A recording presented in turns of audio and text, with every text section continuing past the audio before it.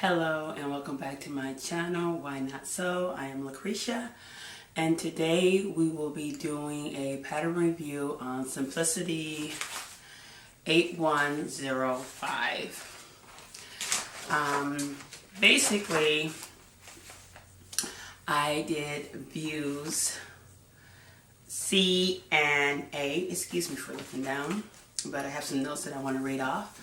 So I did views C and A. Basically, I did the high-low blouse, I want to call it. Yeah, the high-low blouse. And with the short sleeves and a pair of leggings. Basically, well, let me give you some of the history about what happened first.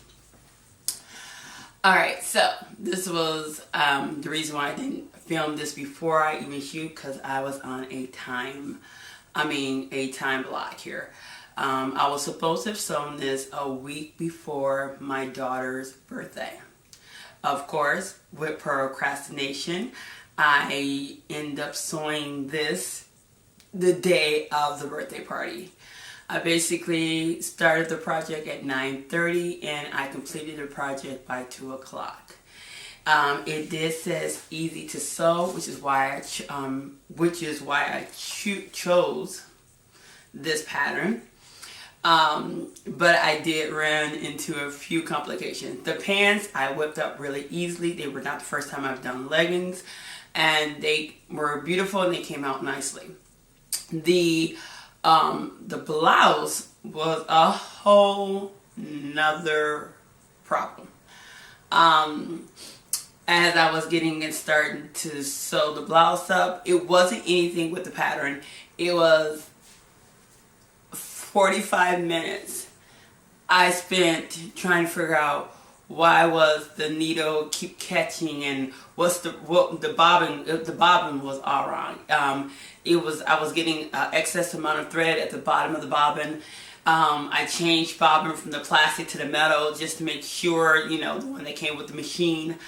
That did not help. Finally, I had to just stop, and I ended up unscrewing the faceplate. And I have never unscrewed the faceplate, and anyone who has had their machine for a while, I guess, will realize now that there is like a tremendous amount of dust that gets in there. And I just shook my head. So I had to patiently clean out the machine. And I did. I cleaned the machine out, I reset the bobbin, and she purred. So obviously that was the problem. I got down to where I needed to put the last sleeve on the blouse, and I spent another 40 minutes looking for the sleeve. Now, I share my sewing room with my laundry room, right? So basically I was not, there's this big table, and on the other side of the table is laundry baskets that's for clothes to go into wash. And then, of course, there's this stuff that's on the laundry baskets on the side, stuff for me to basically fold up and put into baskets so everybody can take the baskets to their room. And I could not find a sleeve. There's 5 laundry baskets and a small little sleeve cap this big. I looked everywhere. Finally, I just had to redo the sleeve. And so I had to take time, cut the sleeve back out, notch the sleeve back up, sew the sleeve. And when I do my sleeves, in order to keep it from moving, or I like to put just hemming tape on it. I like to put the hemming tape on it, and then I like to sew the sleeve in so I know that there's double protection down there. So that took time. And so basically this blouse, which probably should not have taken me more than maybe an hour and a half, 2 hours, basically almost took me 3 hours, 3.5, I don't know. It took a minute. But the project itself was easy. It was easy. There was no problems. my husband kept looking at me when I came and said, I can't do this. He said, did you ruin the outfit? And I'm like, no. So, you know, he was just more concerned, did you ruin the outfit? No, I got the outfit. I got the outfit. I'm not going to say this is going to be my last time sewing something up at the last minute. I know myself. I know that I probably would do it a couple more times. But the outfit did come out. And it came out beautifully. I'm going to pause it here because I forgot to get the fabrics. But let me go ahead and get the fabrics. And then we're going to talk about the fabrics and the completed outfit. Alright. I'm back. So, as many of you have seen in my previous videos that I sewed a turtleneck dress. It was McCall 7430. I sewed it with this material right here. And I had bought like 4 yards of it. And so I figured, why not do a mommy and me project? Basically, I was going to wear my turtleneck dress to her birthday party. And then she would have something in the same material, different style, but same material for her birthday party. And so I had basically took this material. So this is the material I used for her blouse, for the high-low blouse. I already knew from previous working with the material that it was a lightweight knit.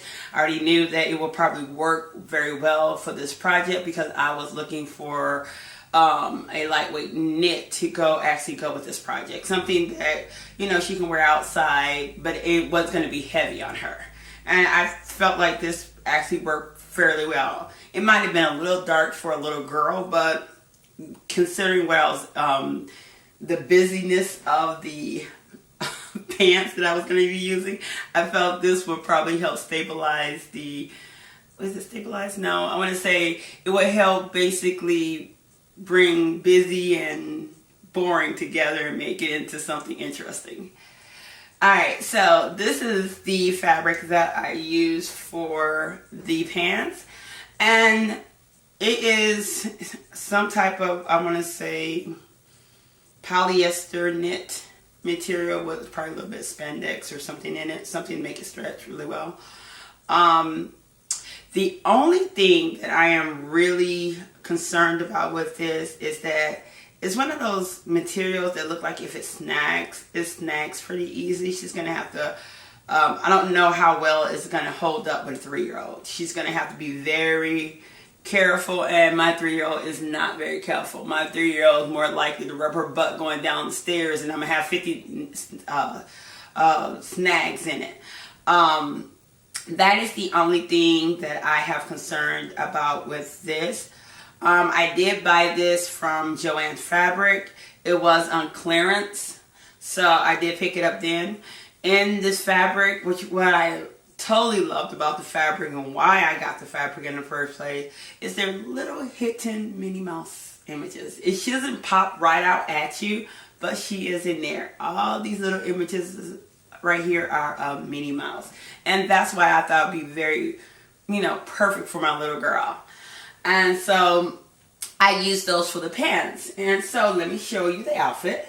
So here's the outfit. Let me show you the pants. Let's show you the pants first. So the pants came out this way for her. And like I said, I